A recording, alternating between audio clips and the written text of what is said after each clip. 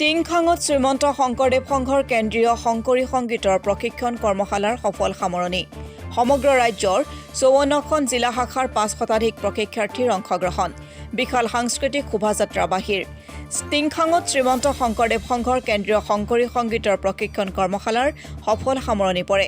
সমগ্ৰ ৰাজ্যৰ লগতে ৫৪খন জিলা শাখাৰ প্ৰায় ৫ শতাধিক প্ৰশিক্ষাৰ্থীয়ে অংশগ্ৰহণ কৰে এই কৰ্মশালাত। প্ৰশিক্ষণ কৰ্মশালাৰ অন্তত আজি টিংখাঙৰ ৰাজগড়ত বাহিৰ কৰা হয় এক বিশাল সাংস্কৃতিক শোভাযাত্ৰা। অসম চৰকাৰৰ সাংস্কৃতিক সঞ্চালকালয়ৰ সহযোগত শ্ৰীমন্ত শংকৰদেৱ সংঘ সাংস্কৃতিক শাখাৰ উদ্যোগত তথা ডিব্ৰুগড় জিলা শাখাৰ আতিথ্যত টিংখাং ৰঙাবননিৰ শংকৰী সংস্কৃতি কেন্দ্ৰ আৰু নামঘৰত যোৱা ২ জুলাইৰ পৰা ৮ জুলাইলৈকে শ্ৰীমন্ত শংকৰদেৱ সংঘৰ ৫৪খন জিলা শাখাৰ পৰা অহা শিল্পীসকলক ৭ দিনৰ প্ৰশিক্ষণ প্ৰদান কৰা হয়। অসমৰ বিভিন্ন স্থানৰ ১৮গৰাকী প্ৰশিক্ষকে খোলবাদ্য, বৰগীত, শংকৰী নৃত্য, অংকীয়া ভাওনাৰ সম্বলসমূহৰ বিষয়ে কৰ্মশালাত প্ৰশিক্ষণ প্ৰদান কৰি গুৰুজনাৰ অমৰ সৃষ্টিৰাজিক উঠি অহা প্ৰজন্মৰ মাজত বিলাই দি আধ্যাত্মিকতাৰ দিশটোৰ প্ৰতি আকৰ্ষিত কৰাৰ লক্ষ্যৰে শ্ৰীমন্ত শংকৰদেৱ সংঘই এনেধৰণৰ প্ৰশিক্ষণ কৰ্মশালা অনুষ্ঠিত কৰি আহিছে।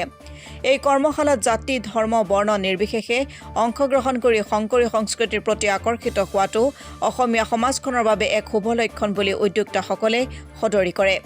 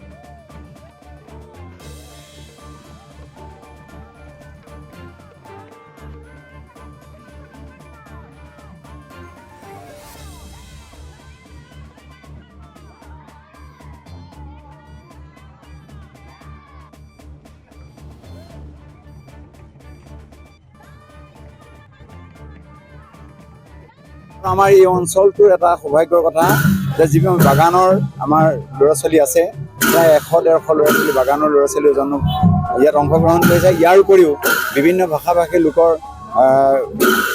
পৰীক্ষাৰ্থীসকলে আমাৰ অংশগ্ৰহণ কৰিছে। ইয়াত আমাৰ শ্ৰীমন্ত শংকৰদেৱ সংঘ বুলি কোনো কথা নাই, জাতি বৰ্ণ ধৰ্ম নিৰ্বিশেষে অংশগ্ৰহণ কৰিছে। ই এটা আমাৰ কাৰণে সৌভাগ্যৰ কথা। আমাৰ উদ্দেশ্য লক্ষ্য মহান যে গুৰু শ্ৰীমন্ত শংকৰদেৱৰ অপূৰ্ব সৃষ্টিধাৰা সাহিত্য আৰু সংস্কৃতক যেতিয়ালৈকে আমি শ্ৰদ্ধা কৰিব নোৱাৰিম, ভক্তি কৰিব নোৱাৰিম, তেতিয়া অসমীয়া জাতি হিচাপে আমি জীয়াই থাকিব নোৱাৰিম। অসমীয়া জাতি হিচাপে গুৰু শ্ৰীমন্ত শংকৰদেৱ পাৰাৰ প্ৰপন্ন হৈছে মহাপুৰুষ মাধৱদেৱৰ যি নীতি আছে, যি আদৰ্শ আছে, এইখিনিক লৈ আমি আগবাঢ়ি যোৱাৰ কাৰণে এই আমাৰ যাত্ৰা। জগতখনত অশান্তি হৈছে, আমাক শান্তি লাগে, এই শান্তিৰ যাত্ৰা। আমি সদায় বিশ্বখন শান্তিত থকা বিচাৰোঁ।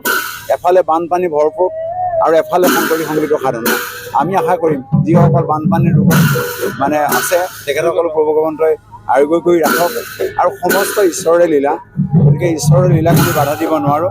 এইখিনি কথাকে আপোনাক ক'বলৈ আমি আধ্যাত্মিকটো আমাৰ থাকিবই লাগিব, কাৰণ আধ্যাত্মিকতাৰ অবিহনে আমি জীয়াই থাকিব নোৱাৰোঁ। সেইকাৰণে আমি যুৱক যুৱতীসমূহ আমাৰ পাঠদানৰ যদিও আমি গীত বাদ্য নৃত্য দিছোঁ, ইয়াৰ উপৰি আমাৰ আধ্যাত্মিক এটা পাঠদান থাকে। আমাক তেখেতসকলক প্ৰাৰ্থনা কি বুজাই দিয়া হৈছে, প্ৰাৰ্থনাৰ জৰিয়তে যাতে শাৰীৰিক, মানসিক আৰু আধ্যাত্মিক উৎকৰ্ষ সাধনক এই কথাখিনিও তেখেতসকলক শিক্ষা দিয়া হৈছে।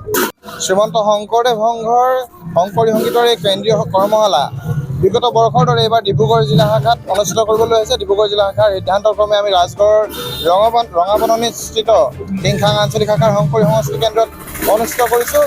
অন্য বছৰতকৈ অত্যন্ত পৃথকভাৱে এই কৰ্মশালা এইবাৰ অনুষ্ঠিত হৈছে।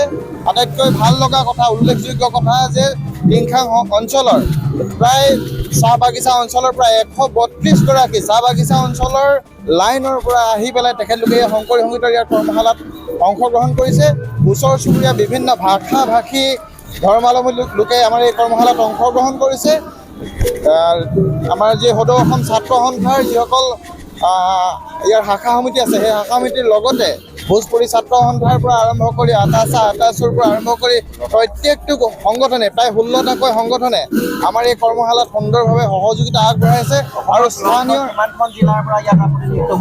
অসমৰ 54খন জিলা শাখাৰ প্ৰতিনিধিয়ে আমাৰ ইয়াত অংশগ্ৰহণ কৰিছে। ই এটা অভিলেখ সংখ্যক আমাৰ অংশগ্ৰহণ আৰু প্ৰশিক্ষকসকল আমাৰ অসমৰ বিভিন্ন স্থানৰ পৰা আহিছে। গোলাঘাট, নগাঁও, বিশ্বনাথ, যোৰহাট, লখিমপুৰ বিভিন্ন স্থানৰ পৰা প্ৰশিক্ষক প্ৰায় 18গৰাকী প্ৰশিক্ষকে দিনে নিশাই আমাৰ এই কৰ্মশালাত তেখেতলোকে প্ৰশিক্ষণ প্ৰদান কৰিছে। লগতে শংকৰী সংগীত বিষয়টোৱে হৈছে আচলতে অসমীয়া সংস্কৃতিৰ মূল গুৰি। এই মূল গুৰিটো যদি মূল শিপাখিনি যদি আমাৰ সবল নহয়, সঠিক নহয়, তেতিয়াহ'লে অসমীয়া সমাজখন বিশৃংখল হোৱাৰ সুবিধা হৈ থাকে। গতিকে শংকৰী সংগীতে অসমীয়া সমাজখন আৰু অধিক শক্তিশালী কৰিবৰ কাৰণে, কটকটীয়া কৰিবৰ কাৰণে আটাইতকৈ উত্তম মাধ্যম বুলি আমি বিবেচনা কৰিছোঁ আৰু সেইটো কাৰণে আমি উঠি অহা প্ৰজন্মক শংকৰী সংগীতৰ দীক্ষাৰে দীক্ষিত কৰিব বিচাৰিছোঁ। জয়গুৰু শংকৰ শ্ৰীমন্ত শংকৰদেৱ সংঘ সংস্কৃতিৰ উদ্যোগত অসম চৰকাৰ সাংস্কৃতিক সঞ্চালকৰ সহযোগত অনুষ্ঠিত শংকৰদেৱ সংগীত কেন্দ্ৰীয় প্ৰশিক্ষণ সত্ৰত অসমৰ বিভিন্ন জিলাসমূহৰ পৰা 215গৰাকী আৰু ডিব্ৰুগড় জিলাৰ পৰা প্ৰায় 100গৰাকী আৰু বিশেষভাৱে আদৰণি সমিতিৰ অঞ্চলটোৱে টিংখাং অঞ্চলৰ বিভিন্ন জাতি জনগোষ্ঠীৰ প্ৰায় 200 ল'ৰা ছোৱালীয়ে আমাৰ কৰ্মশালা অংশগ্ৰহণ কৰিছে। সেইটো এটা অসমৰ সাম্প্ৰতিক সময়ৰ কাৰণে এটা উল্লেখনীয় দিশ। যিটো অসমৰ মানুহ ধৰ্মান্তৰ কিবা ধৰণৰ হ'ব পাৰে, কিন্তু শ্ৰীমন্ত শংকৰদেৱ গুৰুজনাৰ আদৰ্শ ল'বলৈ বহু টিংখাঙৰ ৰাইজ আগবাঢ়ি আহিছে। সেইটো উল্লেখনীয় দিশ আৰু এই কৰ্মশালাৰ জৰিয়তে টিংখাংবাসী ৰাইজে যিটো আমাক সহযোগিতা আগবঢ়ায়, শ্ৰীমন্ত শংকৰদেৱ সংঘৰ অগ্ৰগতিখন যি সহযোগিতা আগবঢ়ায় তাৰ বাবে টিংখাং আঞ্চলিকক ধন্যবাদ জনাইছোঁ। ডিব্ৰুগড় জিলা ধন্যবাদ জনাইছোঁ।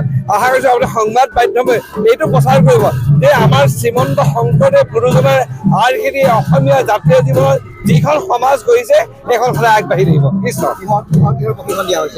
ইয়াতে খোলবাদ্য, বৰগীত, শংকৰী নৃত্য আৰু অংকীয়া ভাওনাৰ সম্বলৰ বিষয়ে ইয়াতে কৰ্মশালা হৈছে। বিশেষভাৱে শ্ৰীমন্ত শংকৰদেৱ সংঘ সংস্থাৰ সভাপতি পবিত্ৰ পাণ্ডৰ বাবে নিজে নৰ্তনৰ প্ৰশিক্ষণ দি আমাক আগবঢ়াই লৈছে শংকৰী নৃত্য।